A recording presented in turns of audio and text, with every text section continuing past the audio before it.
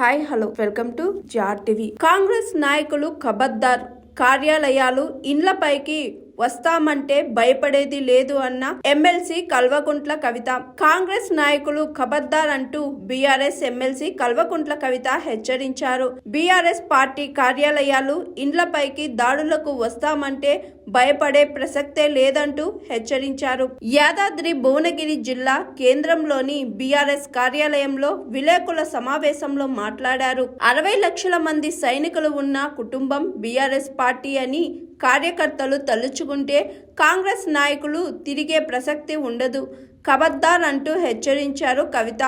ఇంకొకసారి BRS party కార్యాలయం వైపు కన్నెత్తి చూసిన పార్టీ కార్యకర్తలు ఊరుకోరని స్పష్టం చేశారు. రౌడీ మూకలను వేసుకొని పార్టీ కార్యాలయాలపై దాడి చేస్తే దరిద్రపు సంస్కృతి కాదని, మాటలతో, విజ్ఞతతో, నిబద్ధతతో ప్రజల కోసం పోరాటం చేసే సంస్కృతి బీఆర్ఎస్ దని అన్నారు కవిత.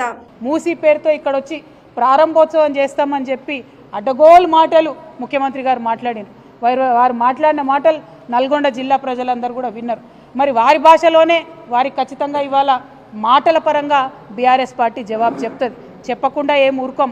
మీలాగా 2-3 రౌడీ ముక్కలు నేసుకొని ఆఫీసుల మీద దాడి చేసేటటువంటి దరిద్రపు సంస్కృతి మాది కాదు.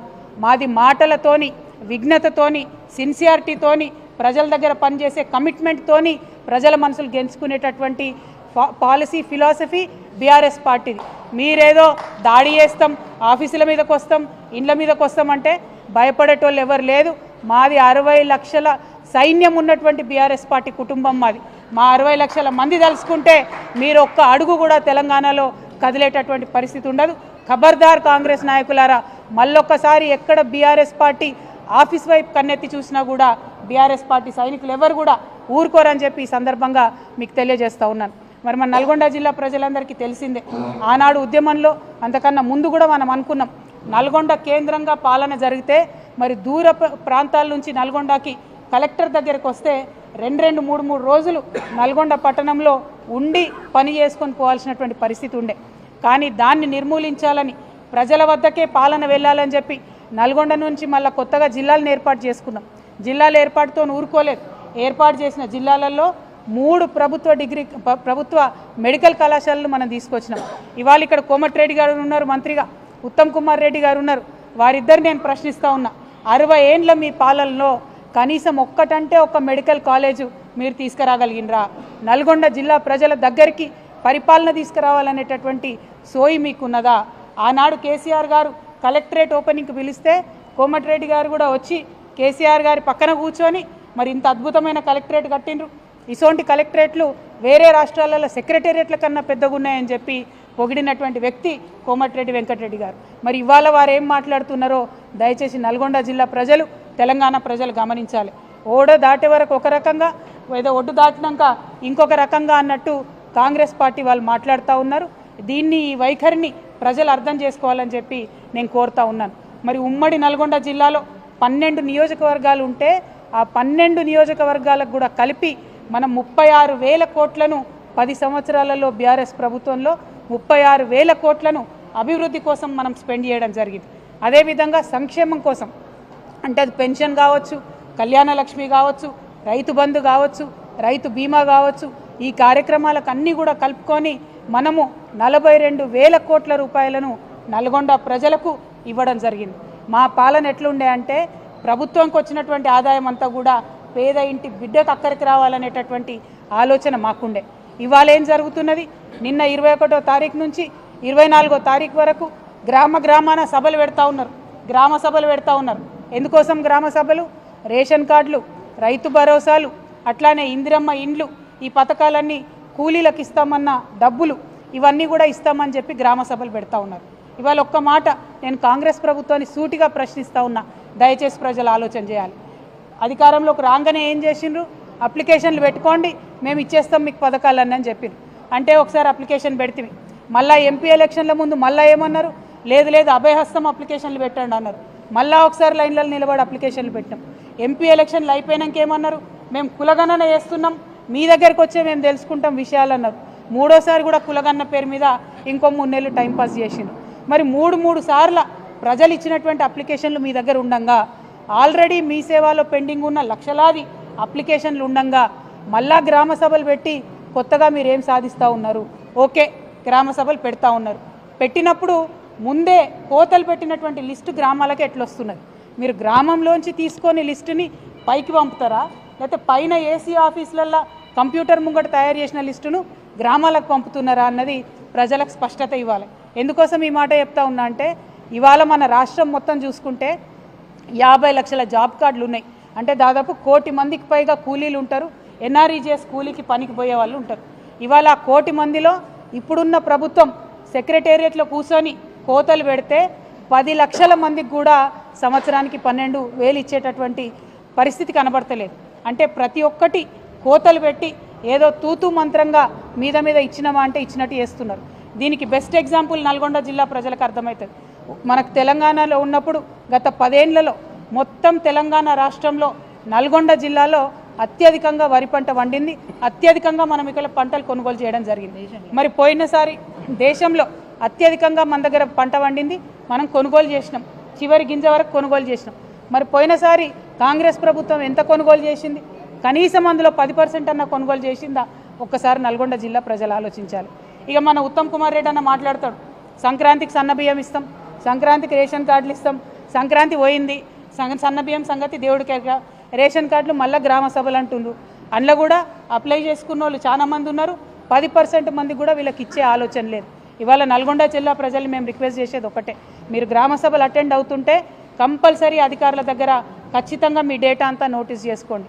గ్రామ సభలు అయిపోయిన తర్వాత 26వ తారీఖు నాడు వాళ్ళు చెప్పినట్టు మనకు రైతు భరోసా, ఇందిరమ్మ ఆత్మీయ కూలీ పథకం కింద రావాల్సినటువంటి డబ్బులు, రేషన్ కార్డులు, ఇందిరమ్మ ఇల్లు ఇవన్నీ సరిగ్గా వచ్చినాయా? సరే రాకపోతే ఎక్కడికక్కడ గ్రామాలలో కాంగ్రెస్ పార్టీ నాయకుల్ని, కార్యకర్తల్ని నిలదీయవలసిందిగా నల్గొండ జిల్లా ప్రజలకు మేము పిలుపునిస్తూ ఉన్నాం.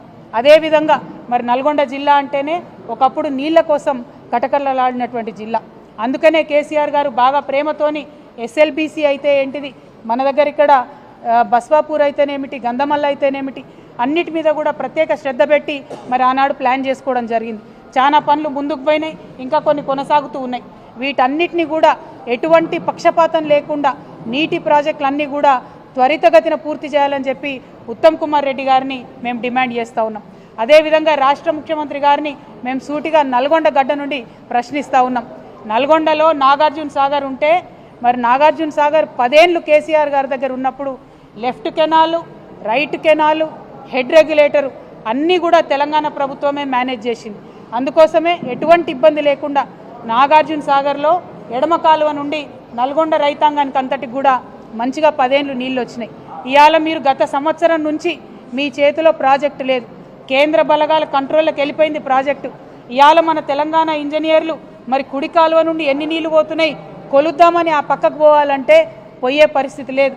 రాణిస్తలేరు ఆంధ్రోళ్ళు. మన అధికారులనే పోతే కొట్టి కేసులు పెట్టేటటువంటి పరిస్థితి ఉన్నది. మరి ఇక్కడ ఇరిగేషన్ శాఖ మంత్రి ఇదే జిల్లా బిడ్డగా ఉండి నాగార్జున సాగర్లో అన్యాయం జరుగుతుంటే ఎట్లా చూస్తూ కూర్చుంటారని చెప్పి మేము ముఖ్యమంత్రి గారిని అడుగుతా ఉన్నాం, ఇరిగేషన్ శాఖ మంత్రి గారిని కూడా అడుగుతా ఉన్నాం. ఇంకా ఎంత దారుణంగా ఉంటుందంటే కాంగ్రెస్ పార్టీ యొక్క వైఖరి, ఈ యాసంగిలో మన నల్గొండ జిల్లాలో ఏదైతే కాళేశ్వరం నుంచి, ఎస్ఆర్ఎస్పి నుంచి, కాకతీయ కెనాల్ నుండి రావాల్సినటువంటి నీటిని ఇవ్వకుండా ఎందుకోసం ఇవ్వలే నీళ్లు? కేసీఆర్ కాళేశ్వరం కట్టిండ్రు, అది పని చేస్తలేదని చెప్పాలనేటటువంటి ఒక కక్షతో తప్ప ఇంకొకటి ఏమి లేదు. కేవలం కేసీఆర్ ఆనవాళ్ళు లేకుండా చేయాలి. కేసీఆర్ అంటే కాళేశ్వరం గుర్తు రావద్దు, కేసీఆర్ అంటే యాదాద్రి గుర్తు రావద్దు, కేసీఆర్ అంటే థర్మల్ పవర్ ప్లాంట్ మనం ఇక్కడ పెట్టినటువంటిది గుర్తుకు రావద్దు. ఇదే ఆలోచనతో మీరు నీళ్ళు ఆపిండ్రు. ఇక్కడ కాళేశ్వరం కింద 3,30,000 ఎకరాల నిండబెట్టిండ్రు. నాగార్జున సాగర్ కింద 1,20,000 పైచిలకు ఎకరాలు నిండబెట్టిండ్రు. నిజంగా సిగ్గుండాలి. రైతుల మీద పగ తీర్చుకుంటున్నారు మీరు. కేసీఆర్ గారిని ఏమి చేయలేక, బీఆర్ఎస్ పార్టీని రాజకీయంగా ఎదుర్కోలేక నల్గొండ రైతాంగం మీద కోపం చూపిస్తున్నటువంటి కాంగ్రెస్ పార్టీ వైఖరిని ఖండిస్తూ ఉన్నాం. ఈసారి అట్లా చేయొద్దు. కాళేశ్వరం నుంచి వాటర్ లిఫ్ట్ చేయాలి. ఎస్ఆర్ఎస్పి నుండి, కాకతీయ కెనాల్ నుండి టేల్ ఎండ్ వరకు వచ్చేటటువంటి వాటర్ ఖచ్చితంగా ఇవ్వాలని చెప్పి మేము డిమాండ్ చేస్తూ ఉన్నాం. తక్షణమే నాగార్జున సాగర్ ప్రాజెక్ట్ని మన కంట్రోల్లోకి తీసుకోవాలి. లెఫ్ట్ నుంచి వచ్చే లెఫ్ట్ కాలువ నుండి వచ్చేటటువంటి నీటిని కూడా మన జిల్లాకు వచ్చేలాగా ప్రయత్నం చేయాలని కూడా ఉత్తమ్ కుమార్ రెడ్డి గారిని మేము డిమాండ్ చేస్తూ ఉన్నాం. మరి కేసీఆర్ అంటేనే కాలువలు, చెరువులు, రిజర్వాయర్లని ఒకప్పుడు చెప్పుకున్నాం మనం. అట్లా కాంగ్రెస్ పార్టీ వారి వేగాన్ని అందుకోలేక, నీటి మీద అధ్యయనం చేయలేక, కృష్ణానదిలో కూడా మన వాటాను కాపాడలేనటువంటి పరిస్థితి అలా ఉన్నది. కాబట్టి నల్గొండలో ఉన్నటువంటి మేధావులకు, విద్యార్థులకు, రైతన్నలకు నేను విజ్ఞప్తి చేస్తూ ఉన్నాను. కృష్ణా ట్రిబ్యునల్లో వాదనలు సరిగ్గా కాంగ్రెస్ పార్టీ వినిపించలేకపోతూ ఉంది. మీరందరూ కూడా ఒత్తిడి పెంచాలి. ఉత్తమ్ కుమార్ రెడ్డి గారిని వాదనలు సరిగ్గా వినిపించాలని చెప్పి ప్రభుత్వం మీద ఒత్తిడి పెంచాలి. ఎట్ ద సేమ్ టైం మన హక్కుగా మనకు రావాల్సినటువంటి రేషన్ కార్డులు కావచ్చు, వాళ్ళు వాగ్దానాలు ఇచ్చినటువంటి ఏ పథకాలైనా వాటి అమలు కోసం ప్రయత్నం చేయాలి. ఇక చివరిగా మా నల్గొండ ఆడబిడ్డలకు నేను విజ్ఞప్తి చేస్తూ ఉన్నాను. మనకు ఈ కాంగ్రెస్ ప్రభుత్వం వచ్చినప్పటి నుంచి ఆడబిడ్డలకు ఇచ్చిన ఏ ఒక్క వాగ్దానాన్ని కూడా పూర్తి చేయలేదు. అది పెన్షన్ పెంచుతామన్నారు, పెంచలేదు. ఇప్పటికి కూడా గదే కేసీఆర్ పెన్షన్ పాత పైసలే 2000 నెలకు వస్తున్నాయి తప్పితే తాత అవ్వలకు కొత్తగా పైసలు వస్తలేవు. మాకు బీడీ కార్మికులు ఉంటే వాళ్ళకు పైసలు వస్తలేవు. 18 ఏళ్ళు దాటినటువంటి విద్యార్థులు ఉంటే స్కూటీలు ఇస్తామన్నారు, అవి వస్తలేవు. మా ఆడబిడ్డలకు 2500 రూపాయలు ఇస్తామన్నారు నెలకు, అవి వస్తలేవు. మరి ఈ విషయంలో ఆడబిడ్డలందరూ కూడా ఆలోచన చేయాలి. పెద్ద ఎత్తున దీని మీద ఉద్యమం చేయాలని చెప్పి నేను మా ఆడబిడ్డలందరినీ కూడా రిక్వెస్ట్ చేస్తూ ఉన్నాను. మరి పథకాలు వాళ్ళు ఇచ్చినామని చెప్పేటటువంటి కూడా అక్క చెప్తున్నట్టుగా గ్యాస్ పథకం కావచ్చు, విద్యుత్కి సంబంధించినటువంటి సబ్సిడీ కావచ్చు, ఏవైనా కూడా అరకొరగానే అందుతున్నాయి తప్పితే కడుపు నిండా అందుతలేవు. కడుపు నిండా అన్నం పెట్టాలి, కడుపు నిండా ప్రజలకు సంక్షేమ పథకాలు ఇవ్వాలన్నది కేసీఆర్ గారి ఆలోచన అయితే, కోతలు ఎట్లా పెట్టాలనేటటువంటిది కాంగ్రెస్ పార్టీ ఆలోచనగా కొనసాగుతున్నది. కాబట్టి మీ అందరిని నేను రిక్వెస్ట్ చేస్తూ ఉన్నా, కాంగ్రెస్ పార్టీ నాయకులు ఊర్లలోకి వస్తే మా ఆడబిడ్డలు అడగండి, మా కేసీఆర్ కిట్ ఎటుపోయింది? కళ్యాణ లక్ష్మితోని 1,00,000 రూపాయలతో పాటు తులం బంగారం ఇస్తా అన్నారు, మరి అది ఎప్పుడు ఇస్తారని చెప్పి ప్రశ్నించి నిలదీసి నల్గొండ బిడ్డలు రాజకీయ చైతన్యాన్ని ప్రదర్శించాలని చెప్పి నేను మీ అందరినీ కూడా కోరుతా ఉన్నాను. మరి చెప్పుకుంటూ పోతే అనేకం ఉన్నాయి. 10 ఏండ్ల కాలంలో ప్రజల్ని కన్నబిడ్డలుగా చూసుకున్నటువంటి పార్టీ బీఆర్ఎస్ పార్టీ, ప్రజలను ఓటు బ్యాంక్గా వాడుకుంటున్నటువంటి పార్టీ కాంగ్రెస్ పార్టీ. కాబట్టి కాంగ్రెస్ పార్టీ యొక్క వైఖరిని అర్థం చేసుకొని మనకు రావాల్సినటువంటి పనులన్నీ కూడా రాబట్టుకోండి. ఒక బాధ్యత గల ప్రతిపక్షంగా మీ అందరితో పాటు కూడా కలిసి మేము నడుస్తామని మీకు తెలియజేస్తూ మీ అందరి దగ్గర సెలవు తీసుకుంటా ఉన్నాను. ఆ లక్ష్మీ నరసింహస్వామి దయ వల్ల ఉమ్మడి నల్గొండ జిల్లా ప్రజలందరూ కూడా బాగుండాలని చెప్పి మరొకసారి ప్రార్థన చేస్తూ ఉన్నాను. Thank you. జై తెలంగాణ, జై KCR. Hi, this is Swathi. Like చేయండి, షేర్ చేయండి, కమెంట్ చేయండి అండ్ సబ్స్క్రైబ్ చేయండి GRTV. Hi, this is Monica. Please like, share and subscribe GRTV.